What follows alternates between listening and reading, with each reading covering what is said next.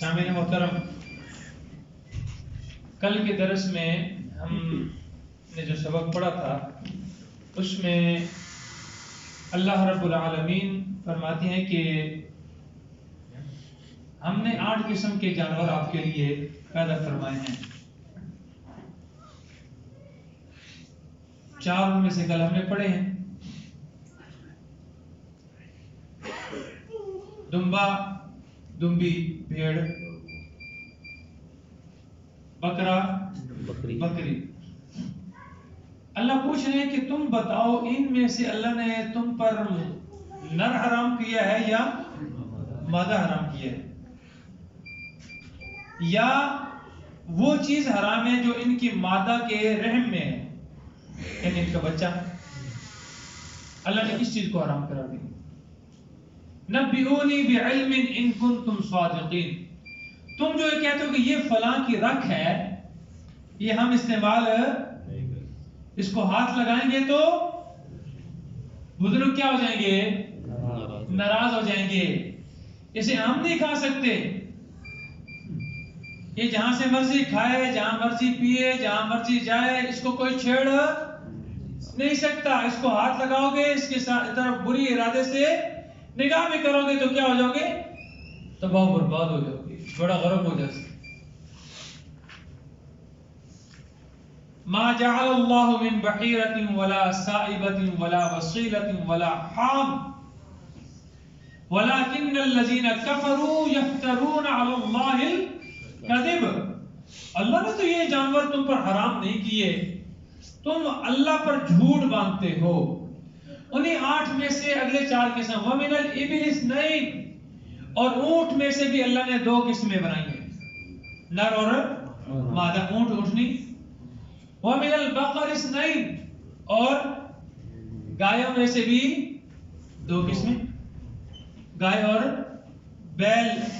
اور بھینس بھی اسی کے حکم میں ہے، بھینس بھی اسی گائے کے حکم میں ہے. ویسے بھینس کا گوشت کھانا حلال ہے لیکن قربانی جائز نہیں. ویسے گائے کا گوشت کا سمجھ آ رہی ہے مسئلہ؟ ویسے کٹے دا گوشت دو گے، کٹے دا ہے، لیکن قربانی جائز نہیں ہے. کیوں؟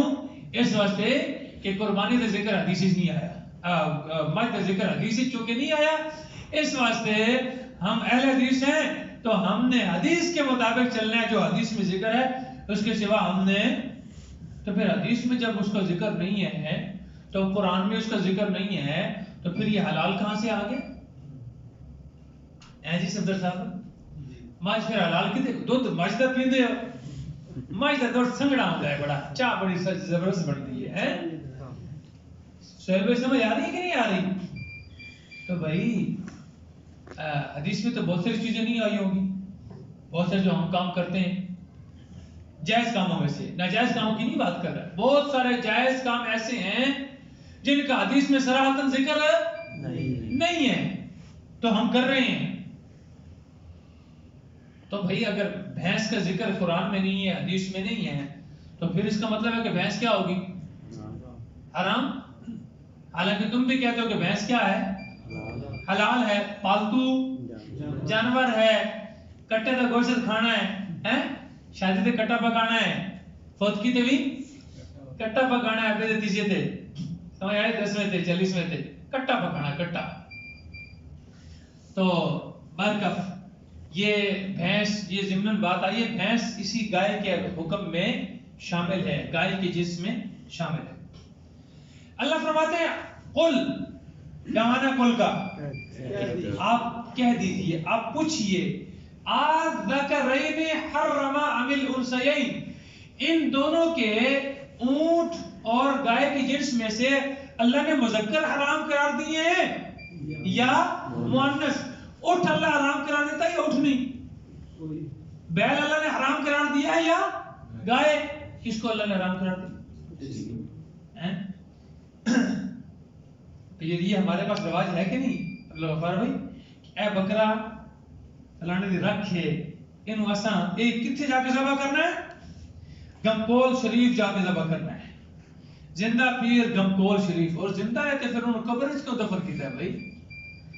قبر زندوں کے لیے ہوتی ہے مردوں کے لیے ہوتی ہے؟ ہاں جی خاموش ہو گئے، بولتے کیوں نہیں یار؟ ناراض مردوں کے لیے ہوتی ہے، تو ادھر پھر زندہ پیر کیسے ہو گیا؟ کھڑے گواڑ ہے نا پر ہاں کوہاٹ شریف زندہ پیر گمکول شریف ہیں، اور ادھر جا کر بکرا ذبح ہو رہا ہے۔ لال شہباز قلندر، اچھا اللہ معاف فرمائے، کہتے ہیں کہ یہ ولیوں کے گستاخ ہیں، اور خود ولیوں کو نا کیا بنایا ہوا ہے؟ ولیوں کی تصویر شہباز، شہباز سمجھتے کیا ہوتا ہے؟ اے جانور ہے، پرندہ ہے، شاہین ہے، اس کی شکل میں اوپر شہباز قلندر صاحب کی تصویر ہے، اور اس کے پر بنائے ہوئے ہیں، اور نیچے اس کو جبہ پہنا کے جناب وہ اڑ رہا ہے۔ شہباز کرے پرواز جانے دلاں دے راز، شہباز کرے پرواز جانے دلاں دے راز، لا حول ولا قوت الا باللہ۔ اللہ کے سوا کون جانتا ہے میرے اور آپ کے دل کے راز؟ اس سے بڑا کوئی شرک ہے؟ کہتے ہیں شرک تو نظر نہیں آتا، اور شرک کے کوئی سینگ ہوتے ہیں کسی نظر آئے؟ اے چھوٹا مشرک ہے 6 سینگ نکلے، اس تو بڑا مشرک ہے 2 سینگ ہو گئے، اس تو بڑے مشرک ہے 6 سینگ ہو گئے، وہ 12 سینگ ہو گیا جناب الوڈا۔ اور اس سے بڑا اور شرک کیا ہے کہ اللہ کو چھوڑ کر، اس ذات کو چھوڑ کر جو زندہ ہے، جس پر کبھی موت نہیں ہے، جو خود بھی قائم ہے اور ساری کائنات کو قائم رکھنے والا ہے، اس کو چھوڑ کر اس کے سامنے جھکنا جو خود اپنی زندگی میں کس کا محتاج ہے؟ رب کا محتاج ہے، جس کی اپنا پیٹ کھل جائے تو اس کو روک نہیں سکتا، ڈاکٹروں کے پاس بھاگتا ہے، اور بند ہو جائے تو پھر بھی کھول نہیں سکتا، ڈاکٹروں کے پاس بھاگتا ہے، ہاں دوائیاں لے کے۔ اللہ اکبر۔ اگلے دن ہمارے ایک دوست ہیں یہاں، ان کے سالہ شریف بیمار ہو گئے، اور ان کے والد صاحب نا ایک بزرگ کے پاس گئے ہوئے ہیں، ان کے مرید ہیں، تو اب پیچھے سے ہم نے ان کو فون کیا، بھائی آپ کا بیٹا بہت سخت بیمار ہو گیا، اس کے پتے میں نا پتھری تھی، تو بچے نے چیخو پکار کی، آپ کو کوئی تو ذرا بزرگوں سے پوچھو کچھ کر سکتے ہیں تو کہتے ہیں جی میں نے والد نے بزرگ سے کہا جی پیر صاحب وہ بچہ بہت، انہوں نے فلانے ڈاکٹر کو لے جاؤ۔ کس کو لے جاؤ؟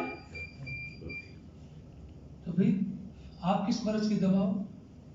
ادھر لوگوں کو کہتے ہیں کہ ہم سب کچھ کر سکتے ہیں، ہاں تو اب آپ لوگوں کو مشورے تو ڈاکٹروں کے پاس لے جاؤ، اور ادھر کہتے ہیں جی او پیر دے گھر دا سلام منیے تے پتھری شاری کیا ہو جاندی ہے؟ اخدر کے نہیں آخدے؟ یہ کیا ترتیب ہے؟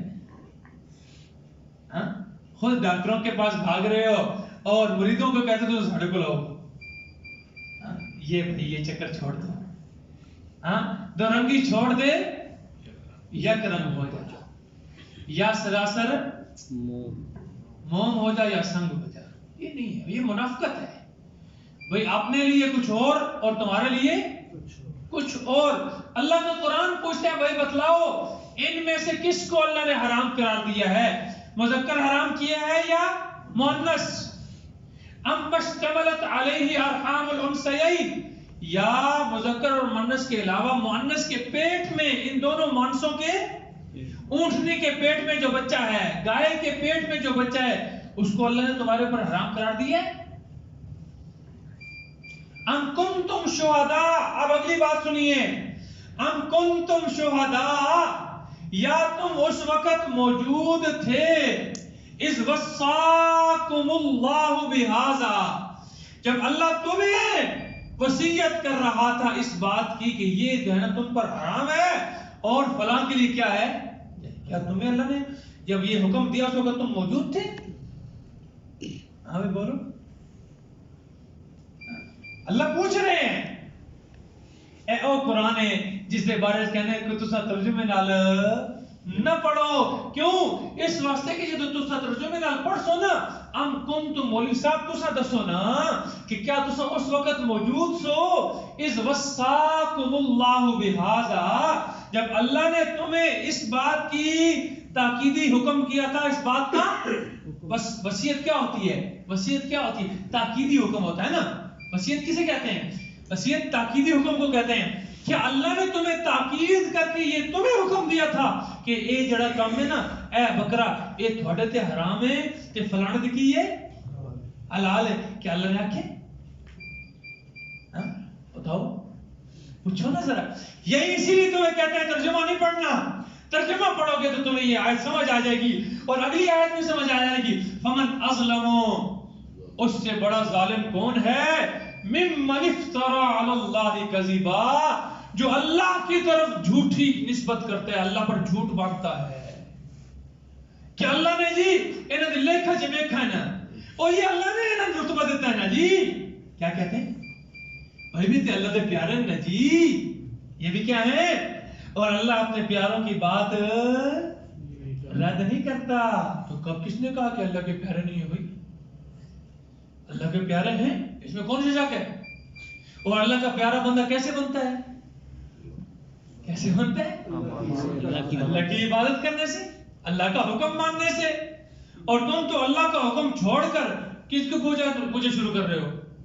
ہاں، وَقَالُوا لَا تَذَرُنَّ آلِهَتَكُمْ وَلَا تَذَرُنَّ وَدًّا وَلَا سُوَاعًا وَلَا يَغُوثَ وَيَعُوقَ وَنَسْرَ. پانچ تن ہے، وہ بھی پانچ تنی سن نوح علیہ السلام دی قوم بھی. ہاں ایتھے ساڈے کول بھی کی نعرہ ہے؟ پانچ تن پاک، پانچ تن پاک. اب بھائی نبی کے باقی تن سارے نعوذ باللہ ناپاک ہیں. پانچ تن پاک میں کون کون شامل ہے پتہ ہے؟ کون کون ہے؟ حسن و حسین، فاطمہ، علی اور حضرت محمد صلی اللہ علیہ وسلم. تو کیا باقی تن نعوذ باللہ نبی پاک صلی اللہ علیہ وسلم کی باقی بیٹیاں نہیں ہیں؟ ایک تو فاطمہ بیٹی ہے، صرف وہی پاک ہے، باقی نعوذ باللہ ناپاک ہے.